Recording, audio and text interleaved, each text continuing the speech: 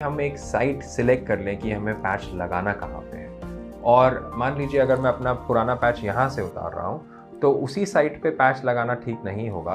बेहतर है कि हम साइट को रोटेट करें, जैसे कि कॉलर बोन के नीचे यहाँ की जगह यहाँ पे। ऐसे ही अपर बैक का भी इस्तेमाल कर सकते हैं इस जगह पे या इस जगह पे। तो इन साइट्स पे हम बार बार इजीली रोटेट कर सकते हैं। तो ज़रूरी है कि हम एक साइट सिलेक्ट करने के बाद वहाँ पे जो साइट है उसमें बहुत ज़्यादा हेयर नहीं होने चाहिए, और अगर हेयर हैं तो उन्हें क्लिप करना बेहतर है, रेज़र का इस्तेमाल ना करें। क्लिप करने के बाद उस जगह को साफ़ करना बहुत ज़रूरी है, और इसके लिए पानी का इस्तेमाल करें, और प्लीज़ इंश्योर करें कि साफ़ करने के बाद उस जगह को अच्छे से ड्राई कर दिया जाए। इसके बाद पैच को अपने पाउच से निकालिए, और ये बहुत ज़रूरी है कि पैच डैमेज ना हो और पाउच बिल्कुल सील्ड हो। पैच को निकालने के बाद उसकी दो साइड्स होती हैं, एक साइड जो शरीर पे चिपकेगी और दूसरी साइड जहाँ ड्रग का नाम लिखा होता है जो नहीं चिपकती है। उसके बाद जो पैच की जो स्टिकी साइड है उसमें से आधा पील ऑफ करके उसको चमड़ी पे लगाया जा सकता है, और उस पर प्रेशर देने के बाद जो बाकी आधी बची हुई जो स्ट्रिप है उसको भी पील कर किया जा सकता है। और पूरा पैच शरीर पे चिपकाने के बाद ज़रूरी है कि आप उस पर 30 सेकेंड तक अच्छे से प्रेशर दें ताकि वो अच्छे से चिपक जाए। और अगर आपने पहले तारीख नहीं लिखी है तो इस समय आप तारीख और आप अभी का टाइम नोट करके रख सकते हैं, ताकि आपको ये अच्छे से पता हो कि इसको दोबारा चेंज कब करना है। जनरली जैसा मैंने पहले बताया कि इसको 72 घंटों के लिए या 3 दिन के लिए वहीं पे छोड़ा जा सकता है, और उसके बाद इसको चेंज किया जाता है। इसको फेंकते समय ज़रूरी है कि इसको सेफली डिस्कार्ड किया जाए। ऐसे ही स्टोरेज पे भी ज़रूरी है कि ये ऐसी जगह पे स्टोर किया जाए जहाँ पे बच्चों के या पेट्स के या किसी और आदमी के ये के रीच में ना हो जो कि इसका मिसयूज़ कर सकता है। कभी कभी एक प्रॉब्लम जो हमें देखने में मिलती है वो ये है कि ये पैच ठीक से चिपक रहा नहीं है। अगर ऐसा हो तो कोई भी फर्स्ट एड टेप ले करके उसके अगर कोनों पे लगाया जाए तो वो अच्छे से चिपक जाता है। और अगर ऐसा करने पे भी ये प्रॉब्लम सॉल्व ना हो तो उसके ऊपर एक ट्रांसपेरेंट ड्रेसिंग लगाई जा सकती है, क्योंकि पैच का स्किन से कांटेक्ट में रहना ज़रूरी है, तभी दवाई डिफ्यूज़ करके स्किन में जाएगी और ब्लड में जाएगी और फिर काम कर पाएगी।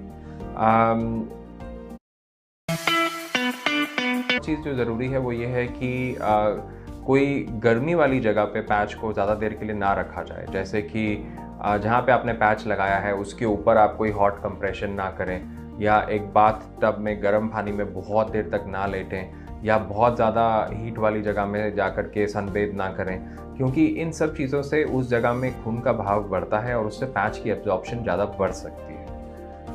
आगे बात करते हैं साइड इफ़ेक्ट्स की। तो जो साइड इफ़ेक्ट्स जो देखे जाते हैं वो सबसे कॉमन स्टेटस में कोई बड़ा चेंज आए, या फिर जब इसकी डोज बढ़ाई जाए। तो ये जो टाइम्स हैं इस पे ज़्यादा केयरफुल रहना बहुत ज़रूरी है।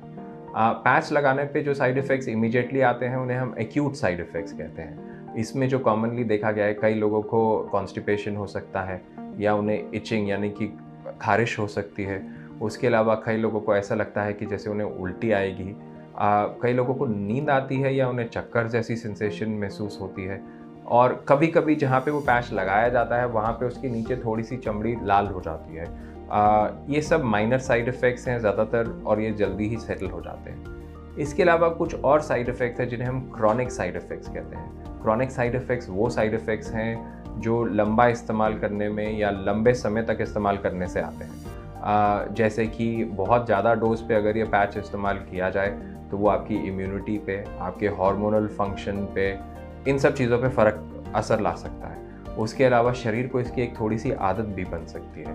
तो ये सारी लंबा इस्तेमाल करने पे आने वाली प्रॉब्लम है। इसके अलावा एक और तरह का साइड इफ़ेक्ट है जिसे कि हम ओवरडोज कहते हैं। ओवरडोज में अगर आप ज़्यादा सेंसिटिव हैं या बहुत ज़्यादा डोज इस्तेमाल की जाए तो इंसान को बहुत ज़्यादा नींद आ सकती है, उसके बोलने और सोचने की शक्ति पे असर पड़ सकता है।